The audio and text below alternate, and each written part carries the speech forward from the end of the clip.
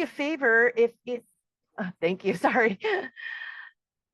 All right, so let's go ahead and get started. Let me put this one back one again.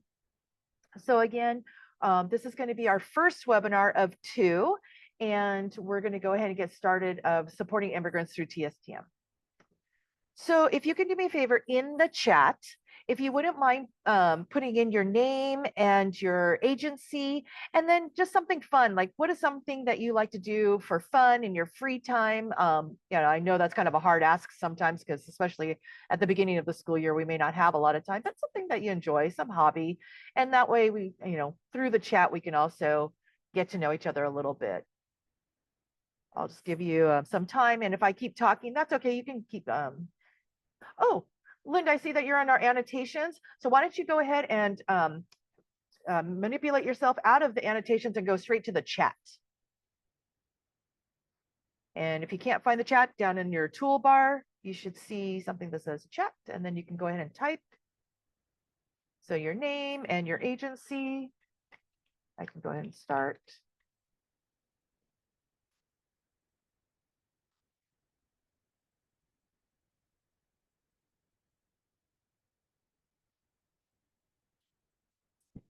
So hopefully you can, good. Thank you, Veronica. I see yours.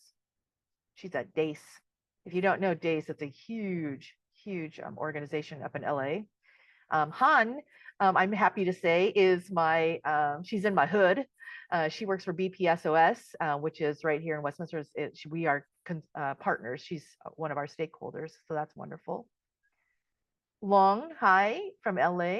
Tara from LA. So we've got a lot of LA, Southern Californians. Thank you, thank you. All right. Oh, Tara likes traveling like me. Oh, planning trips. Oh my gosh. We need to travel together, and then you can just plan my trip for me. I just want to come along for the ride. All right. If you're still typing or putting stuff in there, please continue. I'm going to move on. So as we go through this webinar, I really want this to be a place of that you feel safe and trusted here. There are no wrong answers. We're all learning and sharing together. So in order for us to really fully get what we need out of this, I would really love for everybody to really just stay engaged and participate in actively. All right, let's take a look at our agenda. If you have your handouts available, this is also in handout number 1. As we go through the slides, you'll see that it'll like kind of point you in the right direction of if there's a handout to be looked at if you want. For your handout, it is a little bit more extensive than what mine is, but it has pretty much the same information. So today we're going to do our introduction and warm up, which means a little quiz, oink, oink. We're going to review week 1 content. We'll go over TSTM a little bit more meaningful than what we did in the readings. We'll talk about supporting immigrant integration at the classroom level through civics education, which is basically the hot topic right now, especially within our curriculum and then the state of our federal government. And then we're going to talk about how you are going to prepare a lesson to teach. The lesson, don't worry, don't freak out yet. The lesson is already made. You just have to adapt it to meet your levels.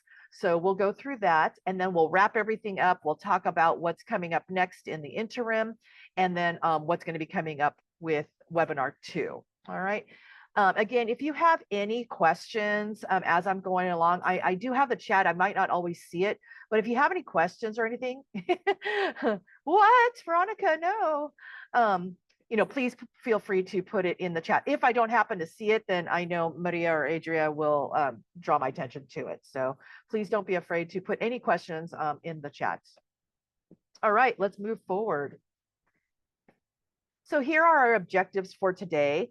As I'm going through the objectives of what we hope that you're going to get out of this, I kind of want you to take a look and listen and say to yourself, like, which ones are going to be the most important for you? Like, which ones are really going to stick out for you, whether it's something that's meaningful right now in your classroom, or maybe something that you don't know too much about and you want to learn more about. So just kind of be mindful about what objectives are sticking out to you. So through the participation in today's webinar, So I'm hoping that you're going to be able to describe the purpose of TSTM and, oh, I forgot, and how it supports implementation of the immigrant integration framework. So I did, I think in the Moodle, in my introduction, adult education, if you're sort of new to, we love acronyms. And so sometimes immigrant integration framework is a little too long for me to say. So I may just say the IIF. And how that applies in your classroom.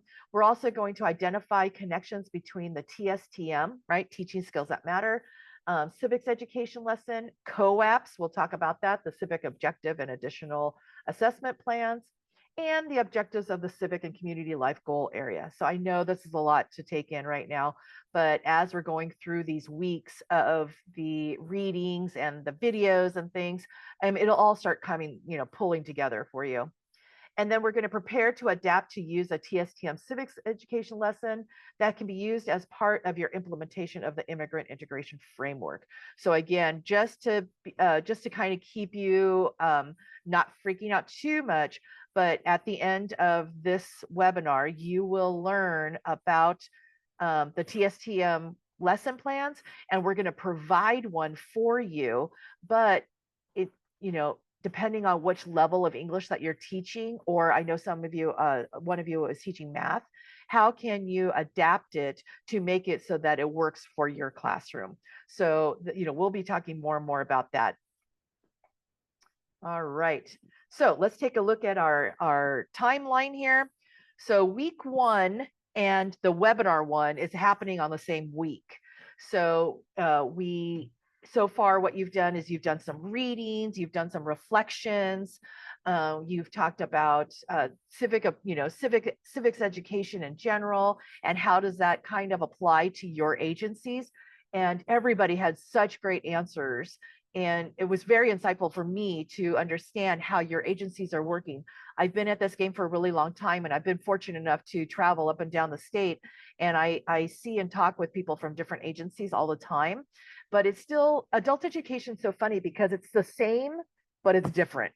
So, on the core foundations, we're all pretty much the same, but how we do it and what do we do, and the student populations that we all, work with are all different. And so even though we have these foundational skills that we're going to teach with you, you're going to have to decide how do you do it that best fits your agency. So right now we're doing our synchronous webinar 1.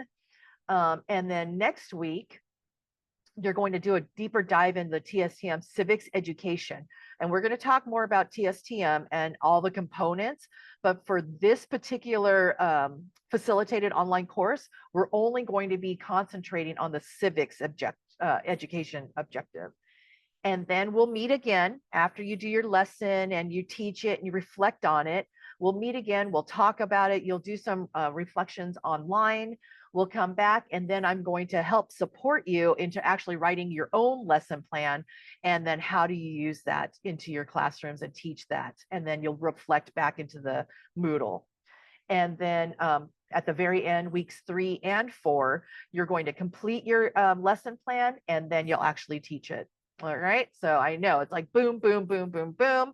But so far, what I've seen in your introductions and your reflections, everybody has been so, what's the word I want to say? I just think enthusiastic about really getting engaged with this topic because of what's going on around us, especially in California, and how do I apply what I'm learning in this course to my classroom. Now, ideally, we would love that if you take this back to your agencies and you say, hey, this is stuff that I've been learning in this course, and I think it really would be relevant for a whole program.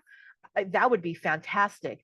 But if it, just starts with you and your classroom, and then you're developing it a little bit more, getting more information and being kind of the expert on it, you can go and train, other teachers on what you're learning. And then how do you talk to your administrators about really kind of making some changes if you need, or if you feel like this was sort of like what you read with the, with CASE, the Cambridge, I'm sorry, with, I'm drawing a blank right now, the adult and community education that we read about. Campbell, thank you.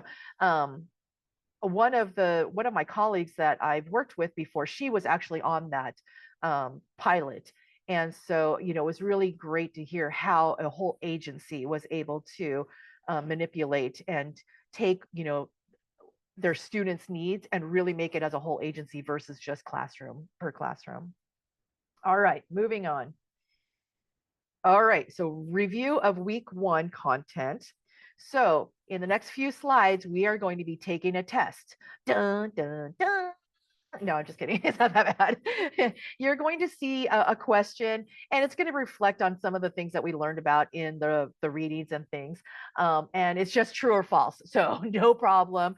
If you're not quite there yet, that's okay. We're all here to learn. So here we go. Number 1. California has more immigrants than any other state. So if you can put in the chat, true or false. Thank you, Veronica. Thank you, Emma. Fantastic. I got Tara. I've got Laura. We seem to be going on a little consensus. If you don't quite know, wink, wink, then you could probably look in the chat, grab some inspiration. Thank you, Long and Han. Yes. So all of you know, California has more immigrants than any other state. We know this to be true because of the data that we've been taking.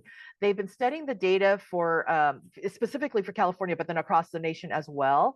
And we know that California has over 11 million immigrants. And so, and that's from 2021. So I'm sure even now, if we take a poll, if we were to update our census, the numbers may actually be higher than that. All right, good job, everybody. Let's go ahead and let's do number 2. Most immigrants in California have low levels of literacy. What do you guys think? Is that true or false? Most immigrants in California have low levels of literacy. Depending on what level you teach, I mean, that could be just your world, but we're talking about throughout the state. Yeah, Han, I definitely can see why you would say true because that this is a population that we serve primarily, but as a state as a whole, right, depends on. So most immigrants have low levels of literacy is actually false. So remember that in the state of California, in 2019, again, the data is a little bit lower, but actually, if we actually updated it, it probably would be even higher. 29% of working age immigrants in California had not graduated high school. 71% had at least a high school degree.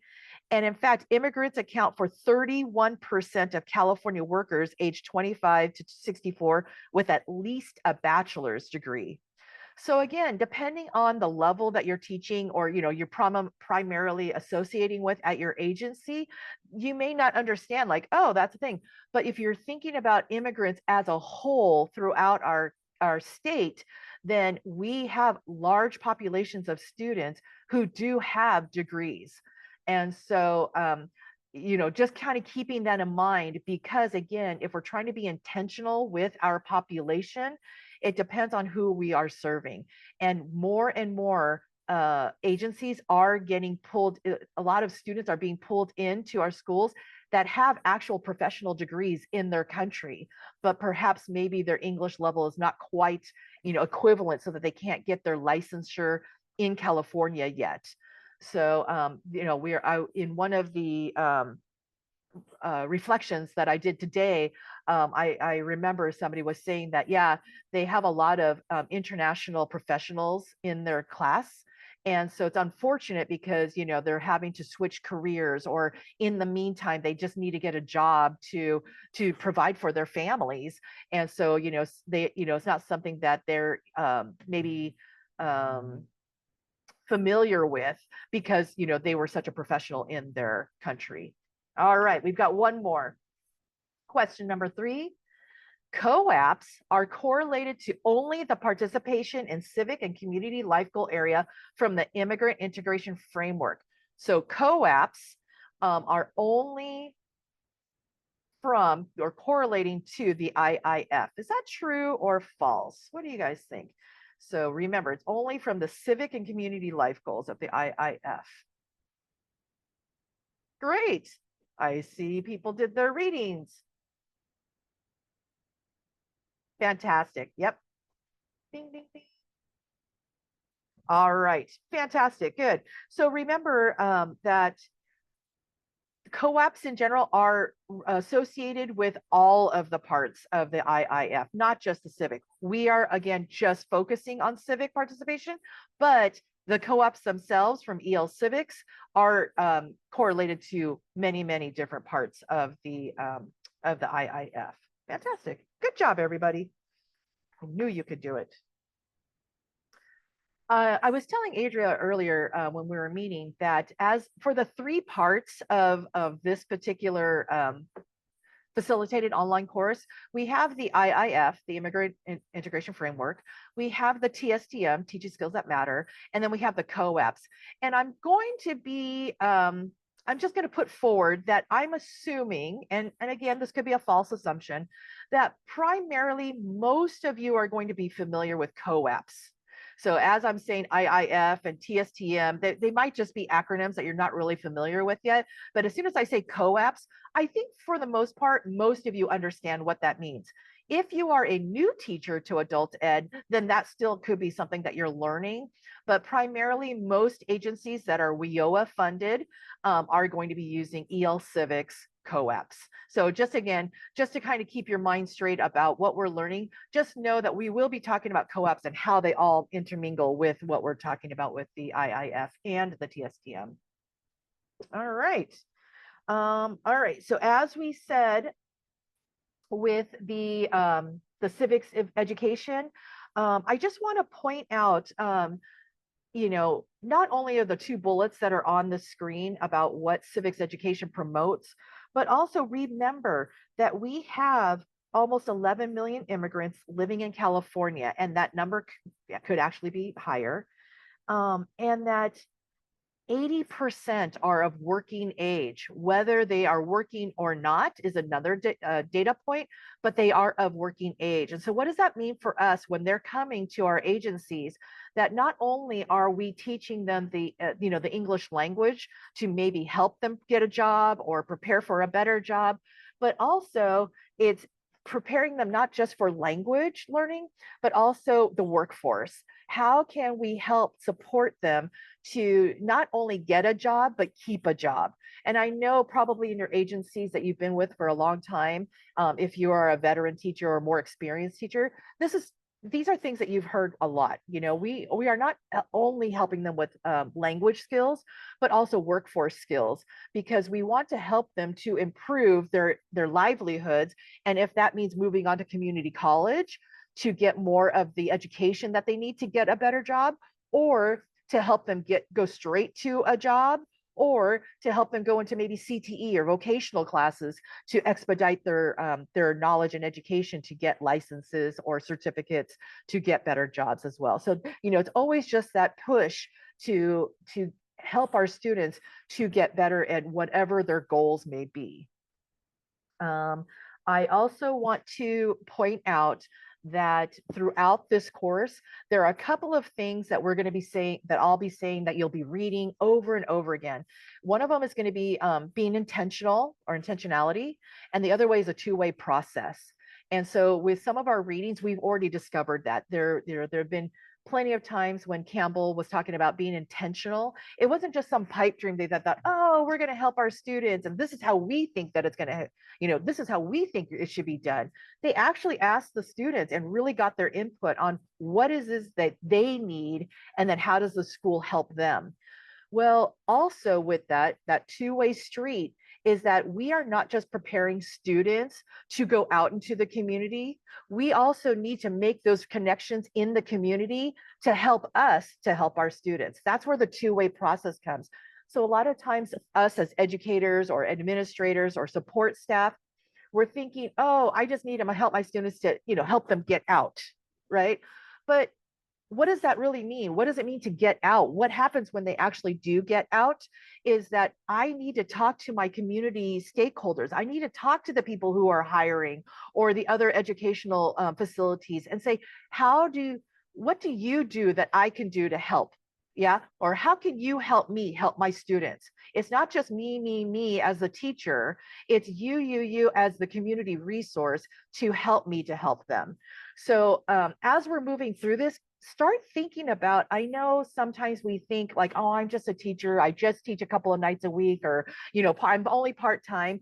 But if we are starting to really come together to be more intentional with our students, to really help them reach their goals, sometimes we might need to kind of go outside of our box and kind of, rely on the community to help us as well. It might take some workloads off of you if you can get guest speakers to come into your classroom to talk about the services that they provide, or what kind of employees are they looking for.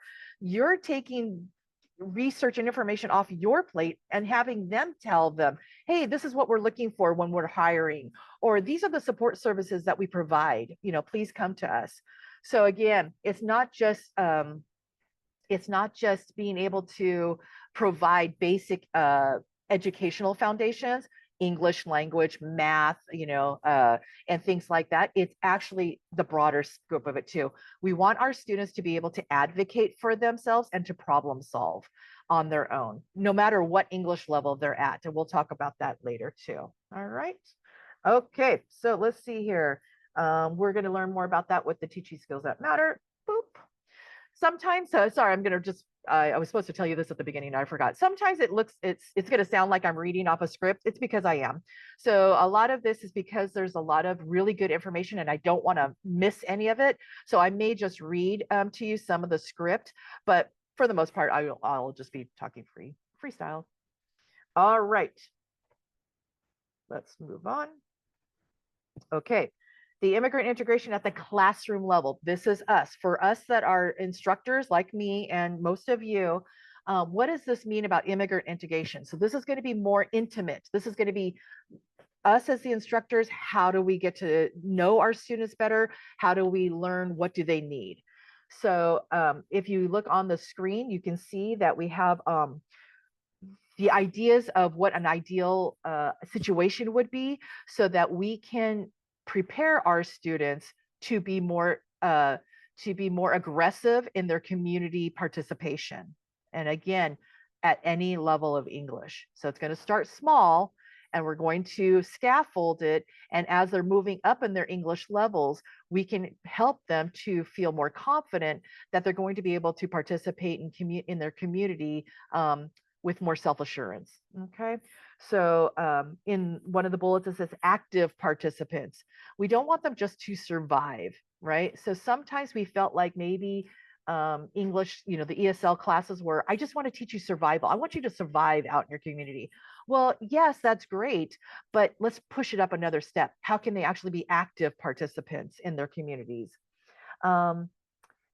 At some point, we want them to be able to self-advocate for themselves. We want them to identify maybe some issues or some problems, and then how do they either try to resolve the issues themselves, or how do they ask for help to help them? So again, sometimes they're not going to be able to maybe solve some issues that are going on, but we can give them the skills to ask for help so that people can help them. And then the last bullet, the connections between the classroom and the community. So, somewhat what I was talking about earlier about how you can bring those two together. They don't have to be separate. They can be together so that they can work cohesively. And hopefully, fingers crossed, it takes some of the work off of you. All right. Yeah. So even at any level of English, or, in math and things, these problem solving issues that we have, that we just need to really make it a safe space in our classrooms and bring it down to the basic levels and build on that with the scaffolding, and how, we feel that they can work toward taking action and solving some problems, even if it's issues, within the classroom, or within your agency, within your school site, or in their community. Okay. All right. So in the chat, we have, please add a sentence to the chat to share how you think these particular approaches could help you build your students, particular approaches to help your students who are immigrants. Let me switch my page here. I'm going to give you an example. So I taught beginning literacy for many, many years, over 20 years. And one of the issues that I had was that even at beginning literacy level, I always wanted my students to always ask questions, even at that level. It starts slowly, we build on it, they gain more confidence, and then they start gaining the skills to ask questions on their own. And one of the other things also was to problem solve. And so I think the one teacher, one of our participants here that teaches math can appreciate this. So when we're doing money, I have a money unit and we're talking about money and we're talking about shopping and things like that. So I always bring up, even at beginning literacy, I always bring up that they're going shopping and that their total was $12.50. And you give them $20 and they give you $2.50 back change. Yeah. And they say, thank you, bye-bye. And the cashier just is ready to go. And I just let it go. And I kind of let students process what I'm saying. I repeat it a few times, but I'm asking them is that okay? Like the cashier gave you $2.50 and you gave them $20, and of course my students are like, no, not good, not good. So then we're trying to say how, why is it not good? Or what do you do? And you just say, bye, thank you. They say, no, change or more money, please. And they just start using the English that they know to express what the issue is and how to resolve it. So even at beginning literacy levels, we can go ahead and give them some issues or problems that are very real in their world that could happen to them. And then how do they resolve it? And so again, we're talking about this situation and I tell them if it's because, the cashier's, rushing them through and they're feeling pressure and nervous. The people behind them are getting angry because it's taking too long. I tell my students, all they have to say is manager, please. And so if just by those two words, the cashier can call the manager, they can move off to the side, the cashier can keep moving on. And then now you can hopefully either speak your language or, process enough to talk to the manager about resolving the issue. So again, even at different lower beginning levels of English, we can help them to try to advocate for themselves and resolve issues that they may encounter. All right, so we've got some very interesting chats in here. Yeah, absolutely. So Linda's saying, how do we present the material? If, depending on the level of your English, are you just doing direct instruction the whole time and maybe things are a little bit too hard? Or are you using a lot more pictures? Are you using a lot more repetitive, instances and things? Yes, more focused and intentional. Linda, you get a gold star. You used our word intentional. Again, it's being intentional for the students. What's intentional for your students may not be intentional for my students. Tara, teaching them to advocate for themselves. Exactly. So using my example, I'm trying to help even at that level that they can advocate and problem solve. Yeah. So Linda's suggesting, yeah, having the students taking control of their learning. It's not like they're writing the curriculum or anything, but they're letting you know, hey, this is why I'm coming to school. This is what's important to me. Can we work on it? Can you work on everybody every day? No, but all students seem to have these general, types. And then when it becomes more intentional as far as focus areas, then you pop those into your lessons. Goal setting. Perfect, Emma. Yeah, being able. And I would also add, I usually do like my goal settings at the beginning of the year. But in adult education, we have open enrollment. I get new students all the time. And I sometimes forget to give them those needs assessments, even though I should know what their goals are as well, even though they started, 3 weeks, a month, 2 months later. I still need to be conscious that I need to give them those needs assessments so I can help them as well. Yeah, perfect.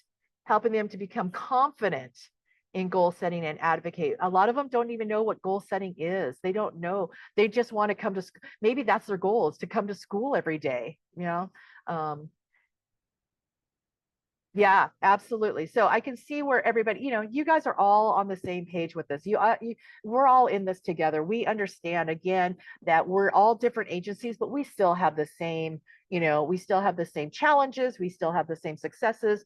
We're just doing it a little bit differently. Fantastic, you guys. Thanks so much. When we're talking about co-ops, especially too, remember those are performance based. So those are supposed to be taken into real life. So if you're doing employment, maybe it's filling out an application, or maybe it's doing your resume, things like that. They're taking your assessments and making them performance based. Maybe it's an interview. Maybe if you're doing pharmacy, they're going, they're practicing how to go to the pharmacy and get a, prescription made, things like that. So that's the idea between using your co-ops for civics education. All right, I'm moving on. We're moving on with TSTM. Get this over with. Okay, teaching skills that matter. Okay. Adria and I I was fortunate enough to work with Adria. She was my mentor on this project back in the day, a few years ago. And it was mind blowing for me because everything that we're going to learn in TSTM is probably not new for most of you. Okay.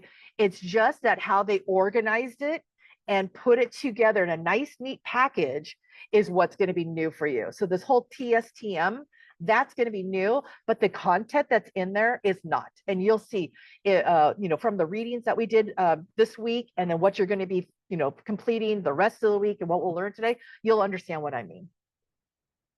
All right, so overview of the teaching skills that matter, TSTM. This all started with Octave, which if you were back in the day, this was SCANS, this was WIA, this was all the workforce initiatives. And they decided at some point to say, hey, we have a lot of different places that we talk about the same things. Let's put a project together where we put it all together in one place. So it's a one-stop shop. And so they were able to put this together and make a project out of it, and they piloted it across the country, and now this is one of the frameworks. So it highlights critical content for adult learners and supports teachers to improve instructions. These are all the things that we as teachers, instructors, admin, support staff, we need to give to our students so that they are successful in the workforce. And again, you'll see how that correlates. It's focused on central skills that adult learners, including immigrants, so not just our native English speakers, need for success in multiple domains of learners' lives. Can this apply to non-work? Of course, it's going to apply for all facets of their life. All right, there are 3 components to TSTM. There's the 9 skills that matter. There are the 5 critical topic areas and the 3 approaches that work. All right, so let's break this down a little bit. As you look through the 9 skills that matter, you're going to see things that you've seen before. You know that as we're teaching our students about workforce skills, that these are the top 9 things that employers are asking and looking for in a new employee. So we've got adaptability and willingness to learn, right? Are they open-minded? Communication, that is not just speaking, but reading, and writing as well. Critical thinking, can students or can employees think outside of the box? Interpersonal skills, can they work with other people? Navigating systems, whether that be online systems or guidelines, safety hazards, whatever it is. Problem solving, if something doesn't go their way or as expected, can they think about it and try to solve the issue at hand? Processing and analyzing information, again, being able to take new information, especially in a job that's new to them, being able to analyze it and go ahead and process it to make it help work for them.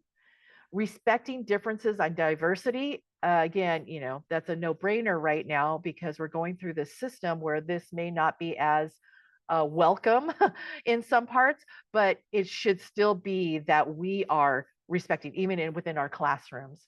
And then self-awareness. This is kind of new, and it's kind of actually something that we might not be teaching very much in our classrooms, helping our students to be self-aware of themselves. Like, do they know how they best learn?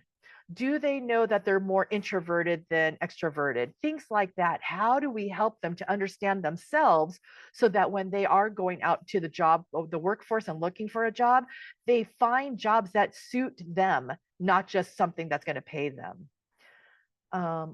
I'm so sorry. And is this the part where we have our analysis? Okay. I'm sorry, I'm getting a little lost on my papers. It is. All right. So as you can see, we are also in handout 2. I have not been very good about showing this to you guys, but we are in handout 2, and we're going to have you do a little bit of an interactive activity. Yes, hi everyone. So we're going to ask you to use the annotate function here in Zoom. So if you haven't used it before, I'm going to ask you to, if you're on your computer, maximize your Zoom screen so that you can see all of the buttons that we have here in Zoom. So at the very top where you see Alisa Takeuchi's screen, right next to that, you're going to see a circle with 3 dots. So if you click on that menu there, it's going to bring a little drop down. There should be an annotate option there. So today we're going to ask you to use the stamp. And if you don't see it there, it all depends on which version of Zoom that you might have. If you don't see it there, you will find where you see at the bottom of your Zoom screen, audio, video, participants, etc. You're going to look for the menu that says more, and it'll have that same symbol, the circle with the 3 dots, and you might find annotate there as well. So once you actually click on annotate, a little skinny bar is going to pop up for you on the left side of your screen, and you're going to look for the icon that looks like a check mark. That's going to be a stamp. And it's going to give you a couple of options, a check mark, an arrow, an X, etc. Feel free to pick one.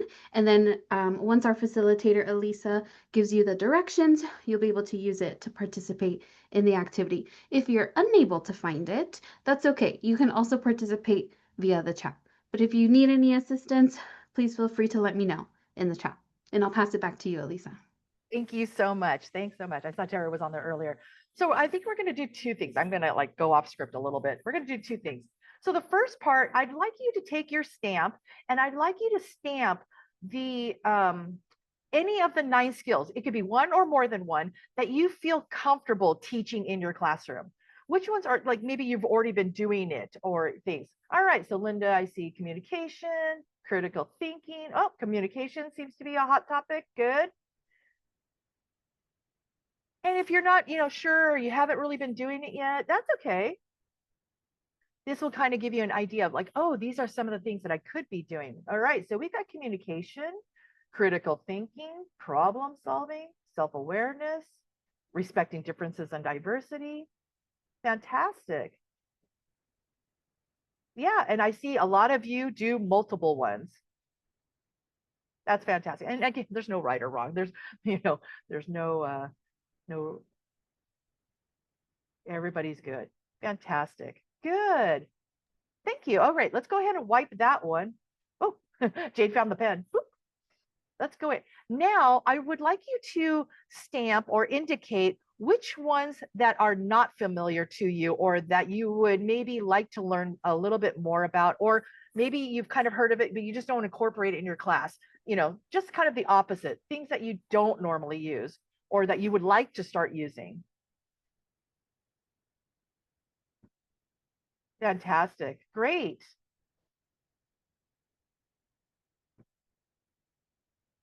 Yeah, I see a lot of people are saying processing and analyzing information.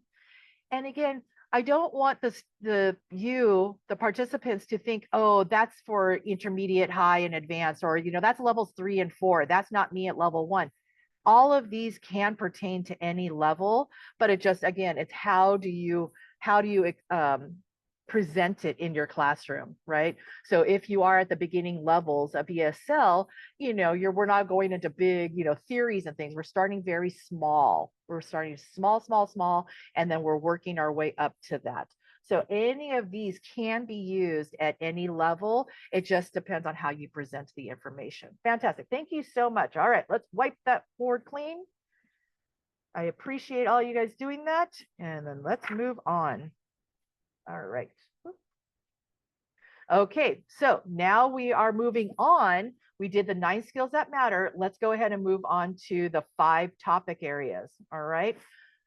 If you've been around like I have, I'm a dinosaur. If you're a dinosaur with me and you do EL Civics, these are not going to be anything new.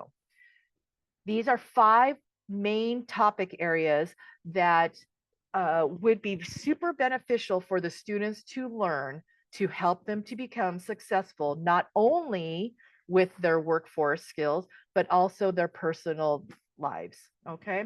So again, we have civics education, digital literacy, financial literacy, health literacy, and workforce preparation. So for this particular course, this facilitated online course, we are only going to be talking about civics education. But please keep in mind the things that we're talking about with civics education, they will apply to all of the other topics. Does that make sense? Again, we're on handout 3. I keep forgetting to tell you guys this. Hopefully you know. Okay, here we go. Let's talk about civics education. Let's take a deeper dive. All right. Civics education embodies the knowledge, skills, and abilities needed for individuals to act with agency and participate in government, social, and economic systems and within communities. I think a lot of times for us as instructors, especially ESL instructors, when we hear civics, we automatically go to citizenship. And although they are connected in some way, it's not all. So again, you don't have to do necessarily citizenship to be talking about civics education. Remember, civics education could be the problem solved. How do I help my students acclimate and be present in their communities, active participants in their communities, whether they have citizenship or not? Okay, so whether they can problem solve within their community, whether they can self-advocate for themselves, things like that. So please keep in mind that citizenship and civics education are not one and the same. We can also include basic and more advanced skills needed to function effectively as parents, workers, and citizens in the United States. So here it can be included, but it's not exclusive. They can be parents, they can be workers, and they can still use the knowledge that we're going to be teaching you with civics education for them. All right, so now we're moving on. We did the 9 skills, we did the 5 critical areas. Now, how are we going to be teaching it? We have 3 ways that we can teach our lessons. We can do our lesson planning in 3 different ways. We have the problem-based learning, we have project-based learning, and we have integrated and contextualized learning. So most of the time, these are kind of like academic, teaching words, but you pretty much know what these means, right? So when you develop a lesson, is the lesson focused on how students will learn to solve a problem? There's an issue, there's a problem, they work through it, they learn the language, they learn the grammar, they learn how to do it, and then at the end, they solve this problem. Project-based learning is the actual final result. They have some project that they will be developing with the vocabulary, with the grammar, with the activities, and either individually or as groups, they're going to present some sort of project, whether that's a writing project, an essay, or it's going to be a presentation, PowerPoint or Google Slides. Maybe it's even a poem or a song or a video, whatever is the project, whatever the content is, they're demonstrating their mastery with some sort of project. And then integrating and contextualized learning is taking the content and making it relevant for the students so that they can see what it is that these things are, whether it's like workforce skills, like how to do a resume or how to do an application, basically your co-ops. All right, handout 4 is where we're at. All right, so what do the 3 approaches have in common? Let's take a look. So problem-based learning, project-based learning, and integrated and contextualized instruction. These are new. If these are new or unfamiliar to you, that's okay. So we're not going to spend too much time, going over these, but we have shared some resources in the Moodle. So again, if you're like thinking, oh, I know project-based and I know problem, but I'm not too sure about the we have those resources in the Moodle. You're always welcome to go back and take a look more depthly into that. Okay. All right. So we're going to, oh, okay. So I'm going to stop talking for now, and I'm going to let you read the definitions on handout 4. So if you have your handout 4, we're also going to put it in the chat if you need it. And then we'll just kind of have you look at the 3 approaches, and then you decide, yes, I'm familiar with it, or no, I need some more information. Oh, so Linda's already saying she's interested in the 3rd one, but she's familiar with all of them. Thank goodness. That's great.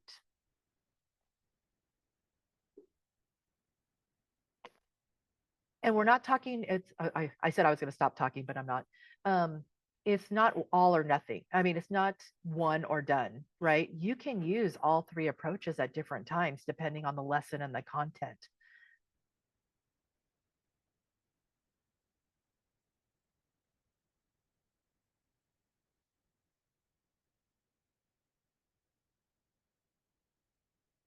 Have handout 4 ready, available to you. You can go ahead and take a look.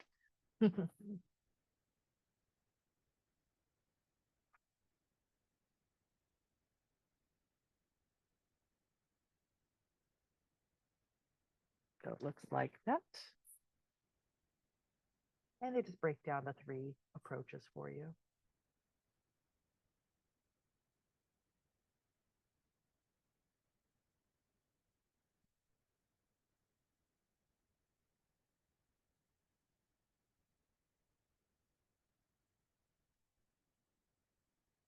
About another few seconds or so. And again, all of this is also in the Moodle, all of the resources, all the handouts you have available to you.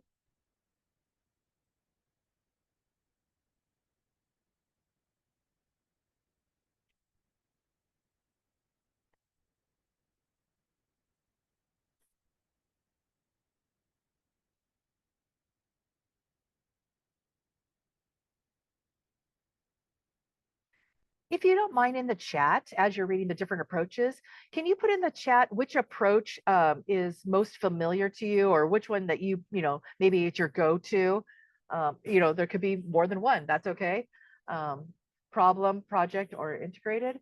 I'm curious. I'm curious to see what approaches you are all taking for as a go-to, you're most familiar with.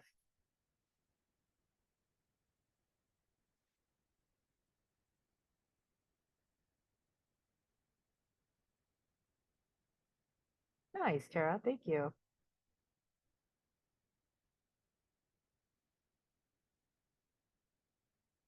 Oh, and project-based. Good.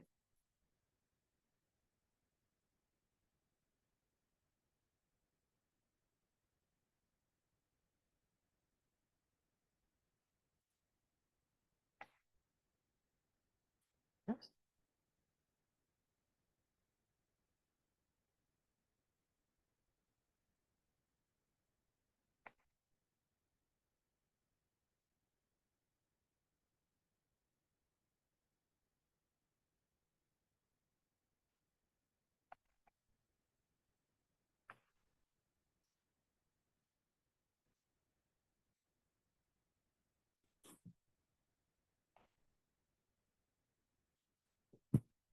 All right. Oh, thank you, Linda. Project-based. Nice.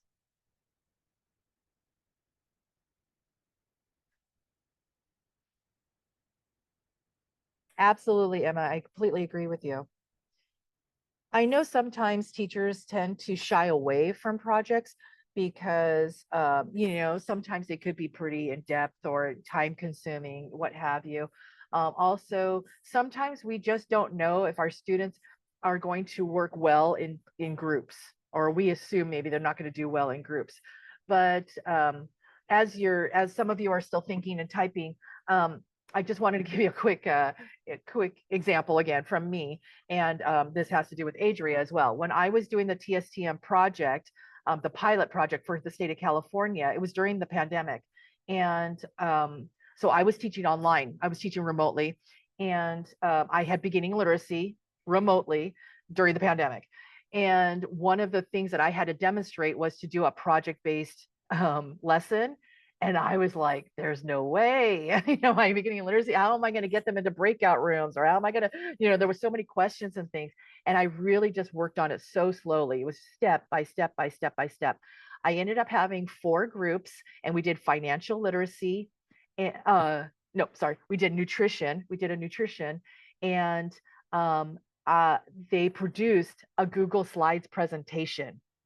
My beginning literacy students, I was blown away. I really underestimated, how much they could do as long as I took the time, and I used, lots of different resources and stuff to get them to do it. And they all did it differently.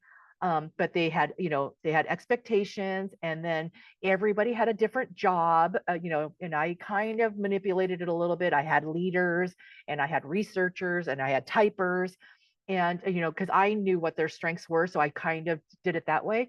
But it worked, and it was fantastic. I think about it all the time, because anytime I think about, oh, my students can't do that, or that might be a little too hard for my students, it's like, no, as long as I present it in a way that's going to be helpful for them, then it doesn't matter. Everything else will be gravy. So I just want to, oh, good. So I'm so glad to see that a lot of you do project-based learning already. And if that's not the case for you, then just have an open mind and think about it. You never know. Start small, start really small, make it pairs, or things like that. Anyways, just wanted to put that out there for you, because I do think about it quite a bit. All right. Thank you, everybody, for your input. I appreciate it. All right. In the classroom.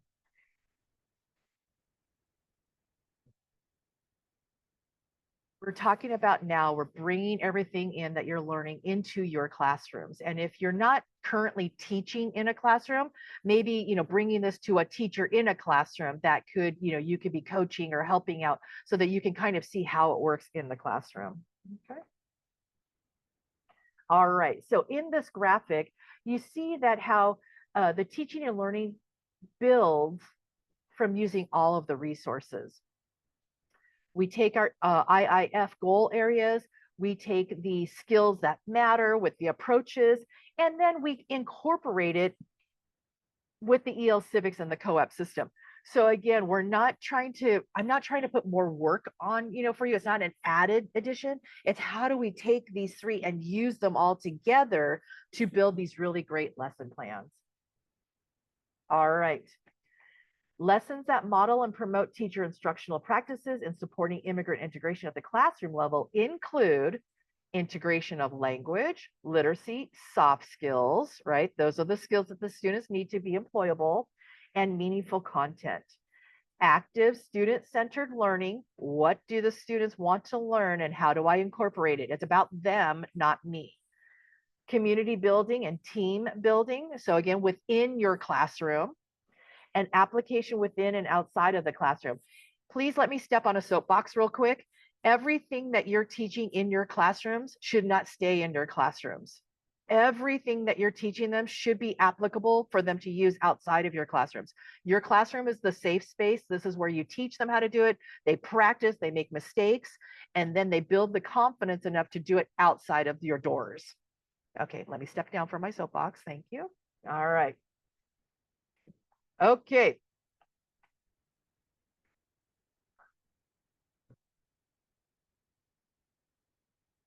Okay. Sorry, I'm trying to decide my timing. One of the things that I'm very self-aware with is that I don't have good time management skills. And so I'm always constantly looking for people who do have time management skills to help me. So that's why if I look a little lost sometimes, it's because I'm trying to decide my time management skill. All right. So here are the TSTM tools and resources to support instruction. Again, we are going to focus on the overview and the civic education. You do have all of these available to you at any time for free. So I just want to make sure that you know that you can use any of these at any time. It's a wealth of information. But for this in particular, we're going to look at the overview and just the civic education. Each of these topics have 5 lessons already pre-made at different levels of ESL. So you have 25 lessons that are available to you, at a click. But for right now, we're only going to be working on civic education. All right.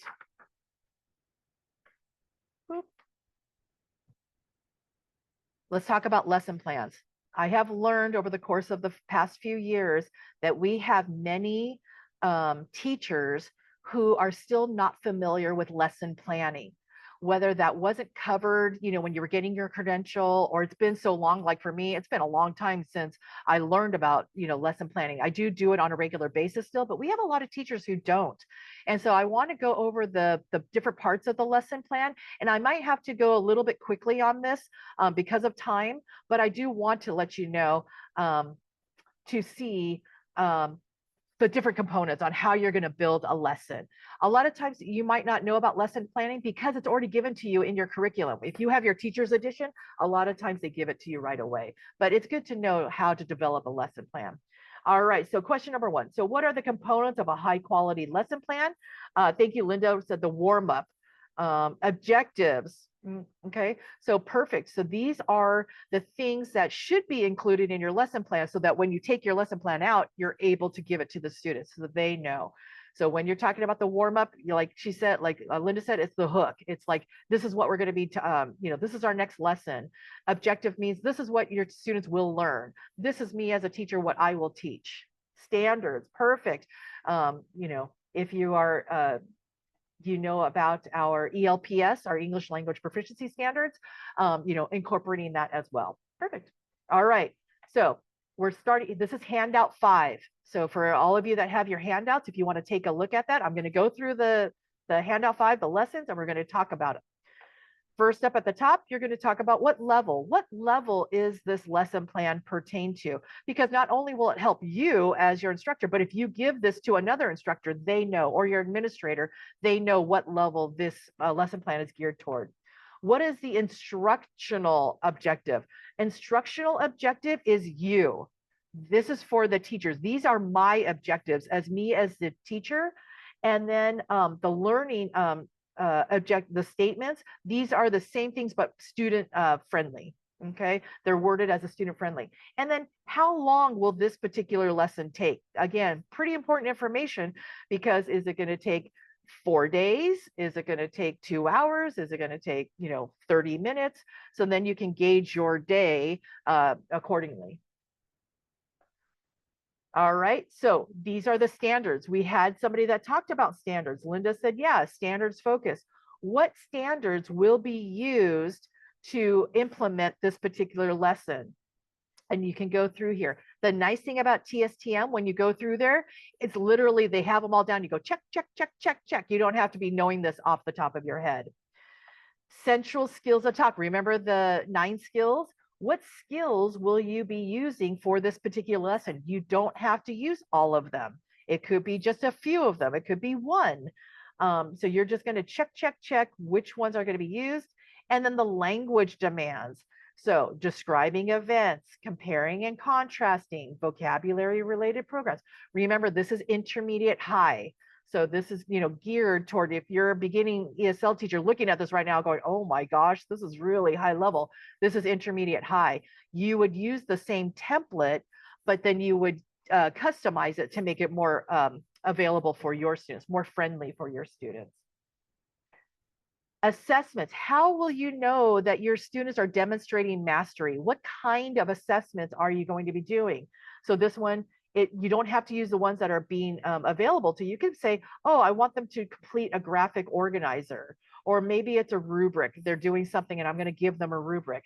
Maybe it's a quiz. Maybe it's an exit ticket, whatever it is. Adaptations and accommodations. How are you going to scaffold this if you do have a multi-level classroom? I'm gearing it toward intermediate high, but I might have some students that are a little bit on the lower end of intermediate high. So what can I do to help them to acclimate or adapt to this particular lesson? Here we go. Now we're going into the introduction. How will you introduce the topic to your students? Okay, so as you're going through the lesson plan, they give you little clues on how to answer this. How do you fill this out? Because remember, in your second lesson, you're going to be actually doing one yourself. And you're like, oh, Lisa told us how to do something, but I can't really remember. Don't worry. They ask you, how do you do this? This is how you answer it. Okay. For the first one, we're going to give it to you. Again, now I'm breaking this down into the sections. Explanation and modeling. Okay, so now I'm kind of doing my my direct instruction. I'm giving them the information. I'm modeling what's expected of them. I'm showing them, giving them the vocabulary words. I'm doing all of this as direct instruction. And then we're going through here and I'm still making it interactive and engaging. All right, so breakout number one. I think we're probably going to be doing this together as a whole. We were going to try to separate everybody, but I think that we'll go ahead. I think we're such a good tight knit group in here. I think we're going to be just fine doing it all together. All right, so take out handout 6, if you would.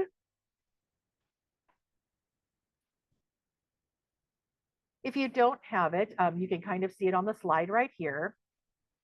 And as you can see, we're still talking about civics. And we have this matching activity.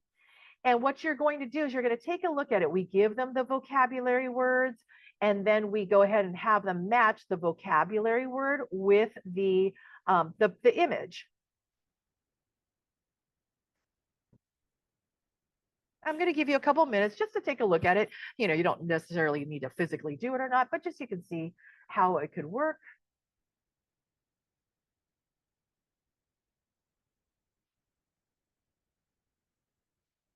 If you were to adapt this particular activity for lower level ESLs, you may want to do less, maybe do 3 of them or 4 of them. Yeah. And then maybe another time do another 3 or 4, and then give them, so you can scaffold it that way. You can definitely change some of these vocabulary words if you want to make it a little bit easier for your students. So having these particular activities and lessons, and then how can you either give them to your students as is, or how can you adapt them? And again, this is available to you in the TSDM toolbox. So you don't have to, you don't have to create it from scratch, but if you do need to adapt it, you're more than welcome to.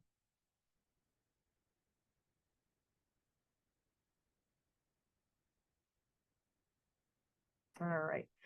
And if you notice, it may not, sometimes you might not have everybody answer the same way because how they're interpreting either the vocabulary or the picture may be a little different. And that could be good for discussions. If some students have one answer and some other students have a different answer, talk about it in the class. Why did you choose that particular vocabulary word, or, things like that? How did you come up with that idea? And have some discussions on, how it is. And again, if they're both, if they're both advocating for themselves, this is what the reason why, that's great. All right. And again, this is just having, having discussions about the certain. We're going to go back to handout 5. So we went to handout 6. Now we're going back to handout 5, the lesson plan. Let's continue. So now we're on guided practice. These are your practices that you're going to be using with your students to help them get to the end result. So guided practice, I don't particularly like when it says practice because it's not always just one. many times it's going to be practices. And again, starting to think about the different practices and the different learning styles of your students, you might want to have different kinds of practices. Maybe it's worksheets where they're writing on it. Maybe it's a listening activity. Maybe it's a speaking activity, or, a paired group, a discussion, things like that. So being prepared, maybe watching a video. So making sure that you have enough practices, again, to help your students demonstrate mastery at the end.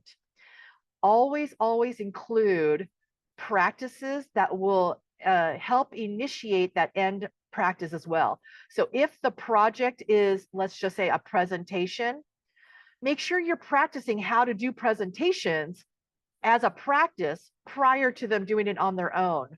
Because if you ask them to do a presentation, but they never learned how to do a presentation, the technology is overtaking the content. If it's a quiz, if you're learning all these things, I'm going to give you a quiz at the end. If they don't know how to take the quiz, if it's a digital quiz, show them how to do a digital quiz as a practice. If it's multiple choice, if it's fill in the blank, if it's whatever it is, make sure that's part of your practices so that they can demonstrate mastery when they actually do the end result, and the technology or the style of testing is not overriding the content, if that makes sense. All right, application. This is where I told you I stepped on my soapbox, because now we're taking all of the things that they've learned. You had them demonstrate mastery, and now they're taking that information and they're running with it outside your door. They're using whatever it is that you taught them, and they're using it to apply to their work, their lives, or their community. And so how will you have them do that? Maybe it's, having them volunteer, or maybe it's having them, I don't know, I'm just thinking off the top of my head, DMV, if they're looking for, traffic signs outside, whatever it is, then they're taking whatever they learned in your classroom and applying it outside. All right. This tends to be a little bit newer in our lesson planning, but having a reflection, a time for students to reflect on the lesson. And a lot of times teachers will use this as an exit exam, like, hey, what did you learn? Or for lower levels, tell me 5 new vocabulary words you learned. Or maybe it was, what activities did you really enjoy? Or which ones were not so helpful? Because this could also help you as the instructor to learn, what did students really like? How did they like the presentations? How did they like, worksheets or quizzes or whatever it is? And then you can use that to apply to, future lesson plans. And so having them, and then you as well can also leave room as reflection. What worked well in the lesson? What would you change for the next time you did this? So giving allow yourself to do some reflection on how you would do it differently, or what worked really well, making a star on it. All right. All right, so in the chat, do me a favor, take a look at what is one thing about the lesson that stood out to you. All right, so out of all those different sections, introduction, guided practices, reflection, what was it that really stood out? Maybe it's something that you didn't think to do. You haven't been doing that in your classroom, whether it's in a formal lesson plan or not, but just hearing that these are parts of the lesson plan. Maybe it's something that you haven't been doing and you're like, oh, that's something that I would like to start doing. The things that you do because you know it well. But for some of the things that you may not incorporate, let's talk about it. Let's see what you say, and then having you really actively learn to think, hey, I want to start using that in my lesson plans. Reflection, perfect. Yeah, reflection. Yep, I see where you guys are going. That was me too. I didn't really take the time to have students reflect. And a lot of times, the only time I talked about reflection was in EL Civics when we did a portfolio and it was like task 5. That was their reflection. That's kind of it. But I should start doing it on the daily. And so a lot of times now with my classes, I'll do an exit ticket, or I'll say, hey, how did you feel about this lesson? Or what's still challenging for you? Because if I hear enough about the challenges, I can use it as my warm up the next day. Oh, application and extended practice. Fantastic.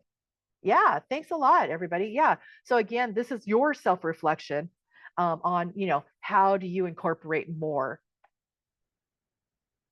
And then how would this lesson benefit your students who are immigrants? So this particular lesson, um, again, going through a lesson plan, how will that benefit your students, even for yourself?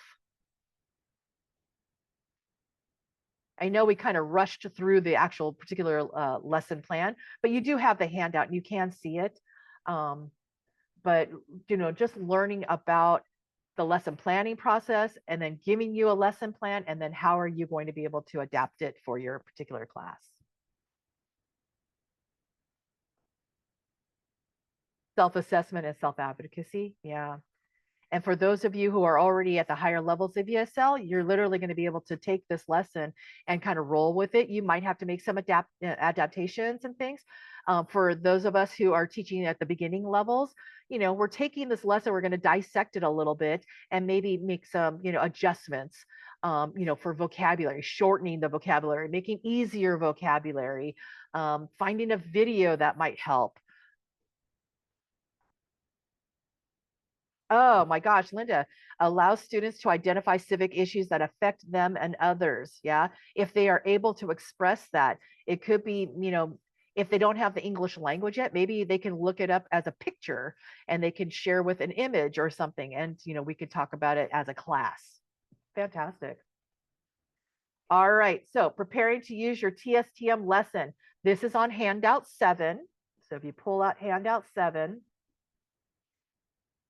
these are things that you're going to want to consider when you use that civics lesson to teach in your class or to have someone teach in their class.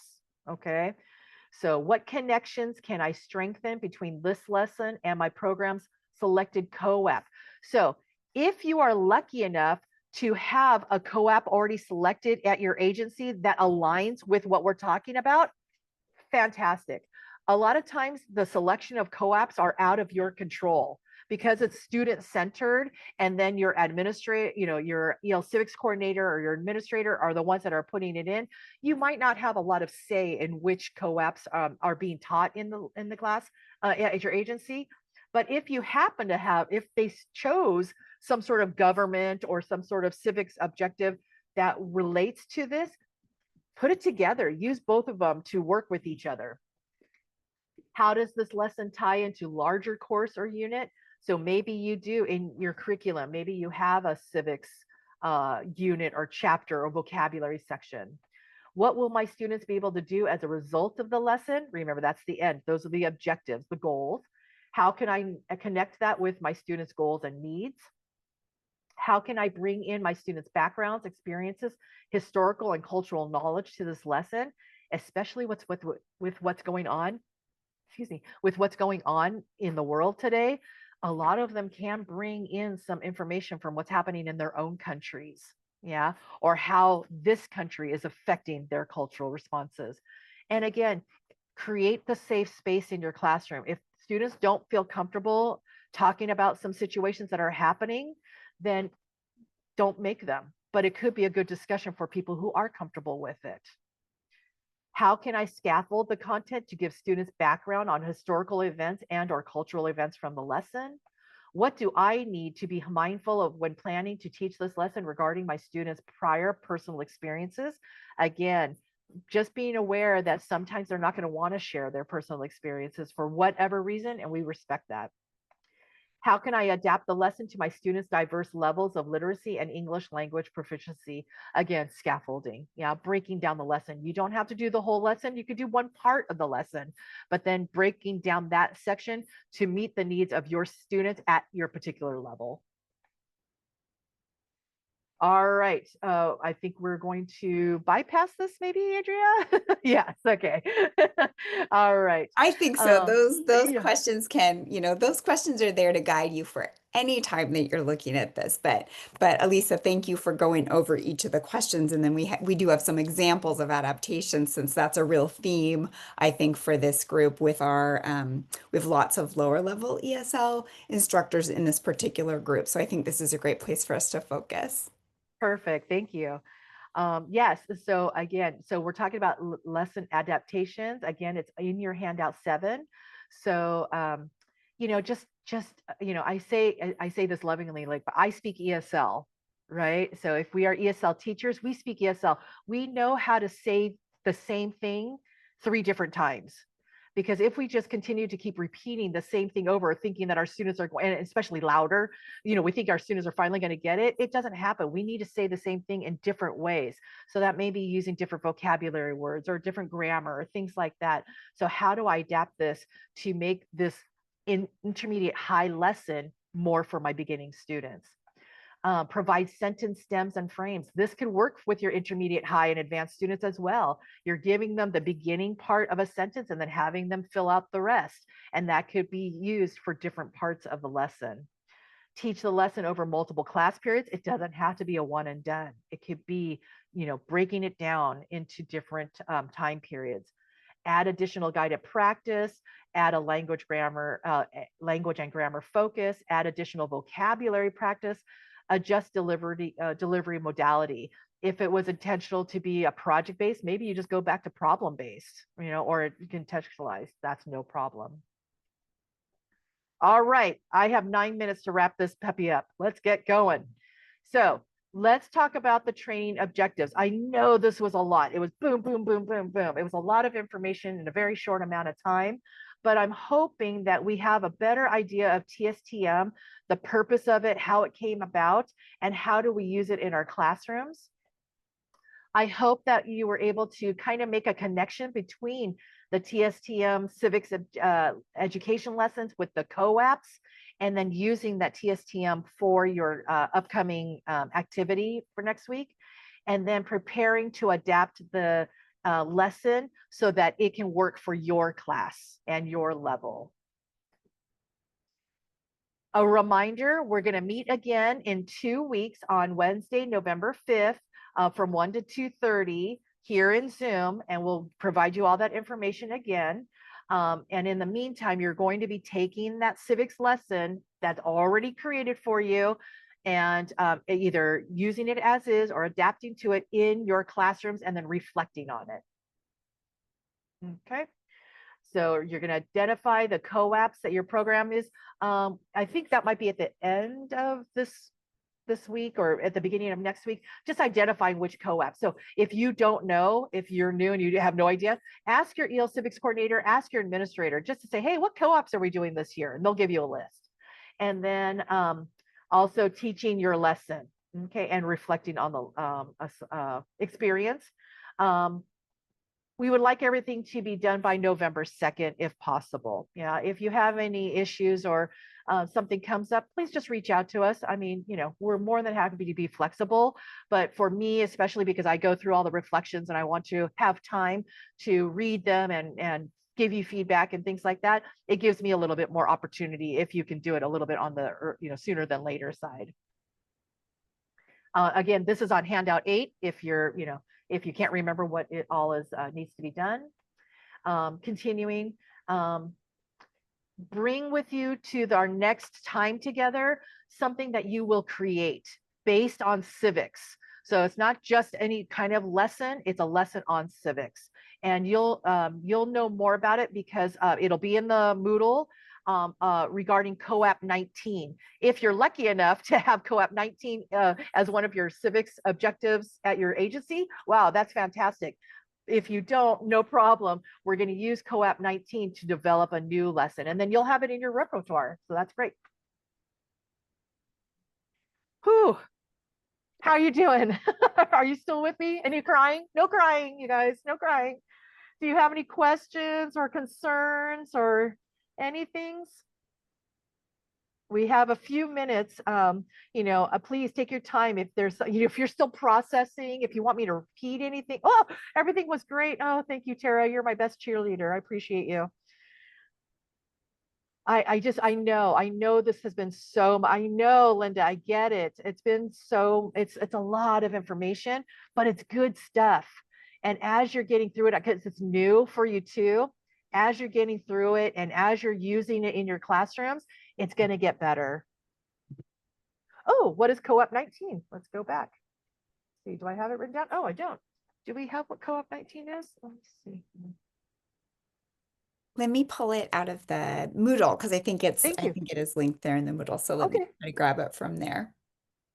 And I will say, as I'm doing that, we really hope that this handout 8 that Alisa was just going over at the end with the 2 slides of what needs to be done by when, we really hope that handout 8 is going to be helpful to you in sort of knowing everything's listed for you in Moodle, but it's okay, but which things do I need to do sooner or later, or what are the dates? So we hope that will just help you to stay organized and on track. And let me go find co-op 19.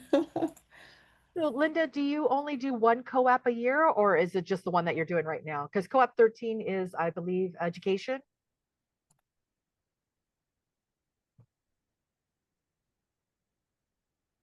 So even though, just to kind of clarify, or just to, just kind of repeat a little bit, no matter what co-ops you're doing for your agency, we are still focusing on civics. And so if it just happens to be that your agency is doing a civics, relating to civics as your co-op, not education, not DMV, not nutrition, then more power to you. But yeah, if you don't happen to have one of those, civic ones, the government ones, then this will be a new one for you, and it'll be one that you could add to your lesson planning. So I'm putting in the chat a link to the list. And it's nice because you can toggle for each number. Yeah. This is not linked in Moodle, but maybe we'll stick it in there. But this, I just wanted to grab it so that you'd have a list that you could easily refer to. Can you see it on my screen now? I pulled it up. Yeah, we can see that. Okay. All right. So, and then we're doing 19.1. Is that what it was? Is that right? Now I can't remember what number we were doing. Was it? Oh, where'd it go? We just have it listed as 19. 19. Oh, 19. Yeah. Yeah. All right. So here is 19. Oh, Oh, sorry. this is different. No, no, This is no, no, different. no, I'm no. sorry. I take Nope. it back. I'm so sorry. What happened? Well, it's just a different number in the different. Is that right? Oh, no, no, this is correct. I'm sorry. I think maybe 25 was up there or something. This is No, correct. yeah, I had it wrong. So here is civic objective 19. So you can see that they have 1, 2, 3, 4, 5, 6 different, 6, 7, 7 different tasks. And it's on immigrant resources. So you can take, yeah, something that's in 19. And I believe, I thought I saw 19.1. So if not, I mean, I think we could be flexible with that too. But these are the objectives that they're going to learn for this particular co-app. So remember, for those of you who are not familiar with co-apps, so CO is the civic objective. That's the topic. And then co-app are the different ways that we assess the students. So there are different ways that they get assessed, and every different way is assigned a different number. So 19.1, 19 is the civic objective, 0.1 is the actual co-app. So that just to give you some lingo about how how co-apps work. So for this one is identify the rights of immigrants in the United States and access local and state agencies that specialize in these rights. So you see that that's all part of civic objective 19, and then how you want to assess the students is up to you. Thank you for asking the question to clarify that. All right, I couldn't see the chat. Are there more questions? No other questions that I'm seeing. Are No. there any other questions? Please feel free to add those in the chat or even to come off mic. What I'll do right now is I will say thank you to everybody. Thank you to Alisa. Thank you to everyone who was with us. And we'll go ahead and end the recording now. And then